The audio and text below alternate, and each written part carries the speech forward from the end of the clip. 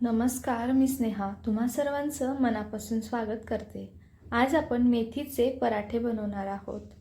हे पराठे ना अगदी मऊसूद असे होतात, चवीला तर खूप छान लागतात। मार्केटमध्ये छान अशी फ्रेश मेथी येते आणि हे पराठे आपण प्रवासामध्ये घेऊन जाऊ शकतो। 3 ते 4 दिवस सहज चांगले राहतात आणि तुम्ही बघा खूप मस्त असे मऊ हे पराठे तयार होतात। चला तर मग लगेचच रेसिपीला सुरुवात करू। सर्वात आधी ना अशी फ्रेश मेथी घ्यायची आहे, तिचे असे पानं काढून घ्यायचे, काड्या घ्यायच्या नाही आहेत, मस्त असे कोवळे पानं काढून घ्यायचे आहेत। मेथी स्वच्छ धुवून घ्यायची आहेत। धुतल्यानंतर आहे ना तिला बारीक चिरून घ्यायची आहे। छान अशी व्यवस्थित ही बारीक चिरून घेतलेली आहे। मेथी धुताना आहे ना स्वच्छ धुवून घ्यायची आहे। आता ही मेथी मी एका वाटीने मोजून घेतली तर 2 वाटी इतकी ही मेथी आहे। छान अशी दाबून मोजून घ्यायची आहे। तर 2 वाटी इतकी मेथी तर मी 3 वाटी गव्हाचं पीठ घेते। ज्या वाटीने मेथी मोजली त्याच वाटीने गव्हाचं पीठ सुद्धा घ्यायचं आहे। त्याच्यानंतर अर्धी वाटी बेसन पीठ घ्यायचं आहे। आता याच्यामध्ये ना थोडीशी अशी कसुरी मेथी टाकायची आहे, थोडी बारीक करून घ्यायची आणि टाकायची। कसुरी मेथीनं नक्की टाकायची आणि चव खूप छान येते। आता इथे 3 ते 4 बारीक मिरच्या घेतलेल्या आहेत। आलं आणि लसूण हे सर्व बारीक करून घेतलेलं आहे। मिरच्यांचं प्रमाण तुम्ही तुमच्या आवडीप्रमाणे कमी जास्त करू शकता। त्याच्यानंतर थोडंसं जिरं, हळद आणि तिखट टाकायचं आहे। चवीनुसार मीठ टाकायचं आहे। तिखटाचं प्रमाणसुद्धा तुम्ही तुमच्या आवडीने कमी जास्त करू शकता। आता याच्यामध्ये 2 चमचे तेल टाकायचं आहे।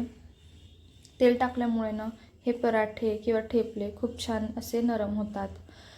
ओवा टाकायचा आहे आणि तीळ टाकायची। तिथे मी 2 मोठे चमचे इतके तीळ टाकलेली आहे आणि 1 चमचा ओवा टाकलेला आहे। भरपूर अशी कोथिंबीर टाकायची आणि हे सर्व ना व्यवस्थित असं मिक्स करून घ्यायचं आहे।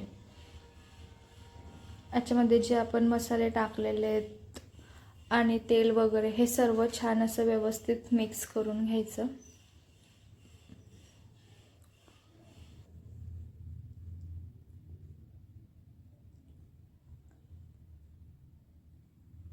आता हे सर्व छान असं मिक्स झालं की याच्यामध्ये थोडं थोडं करत पाणी टाकायचं आहे आणि घट्ट पीठ मळून घ्यायचे। पाणी सुरुवातीला थोडंच टाकायचं आहे, त्याच्यानंतर मळून घ्यायचं। पीठ मळताना ना ते थोडंसं असं घट्टच मळायचं आहे। पीठ मळल्यानंतर त्यामध्ये तेल टाकायचं आणि 5 ते 10 मिनिट ना मुरण्यासाठी ठेवून द्यायचं आहे। जास्त वेळ ठेवायचं नाही, कारण आपण याच्यामध्ये ना बेसन पीठ वापरलेलं होतं, तर बेसन पीठमुळे हे याला चिकटपणा येऊ शकतो। त्याच्यामुळे 5 ते 10 मिनिट मुरलं की त्याचे लगेचच पराठे बनवून घ्यायचे आहेत। तर इथे बघू शकतायत पीठ खूप जास्त पण पातळ नाही किंवा खूप जास्त घट्ट नाही आहेत, बस असंच पीठ आपल्याला हे मळून घ्यायचं आहे।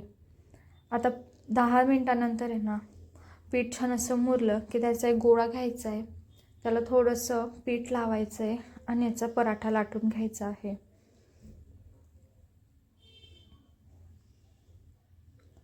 पराठा लाटत असताना तो खूप जास्त पातळ किंवा एकदमच जाडसर ठेवायचा नाही आहे,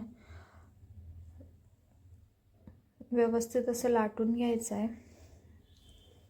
हे पराठे ना खायला खूप छान लागतात, अगदी लहान मुलंसुद्धा आवडीने खातात। मुलांना भाजी दिली ना खायला मेथीची की ते खात नाहीत आणि पराठे बनवून ठेपले बनवून जर दिले तर ते नक्की आवडीने खातात। आता पराठा लाटून झाला की हा ना भाजून घ्यायचा आहे, मस्त असा दोघी साईडने खरपूस भाजून घ्यायचा आहे। पराठा भाजताना ना तेल किंवा तूप लावून सुद्धा तुम्ही भाजू शकता। इथे मी तेल लावलेलं आहे, पण मुलांना जर द्यायचं राहिलं तर तुम्ही तूप सुद्धा लावू शकतात। पराठा भाजताना आहे ना मस्त छान असा खरपूस भाजायचा आहे। तो थोडा कच्चा राहिला ना तर तो लवकर खराब होऊ शकतो। प्रवासात जर जात असाल तर हा पराठा भाजताना थोडासा खरपूस भाजून घ्यायचा आहे। तेल लावून मस्त असा हा पराठा भाजायचा आहे। अशाच नवनवीन रेसिपीजसाठी चॅनलला सबस्क्राईब करा आणि रेसिपी आवडत असेल तर लाईक करा, शेअर करा आणि चॅनलला नक्की सबस्क्राईब करा। धन्यवाद।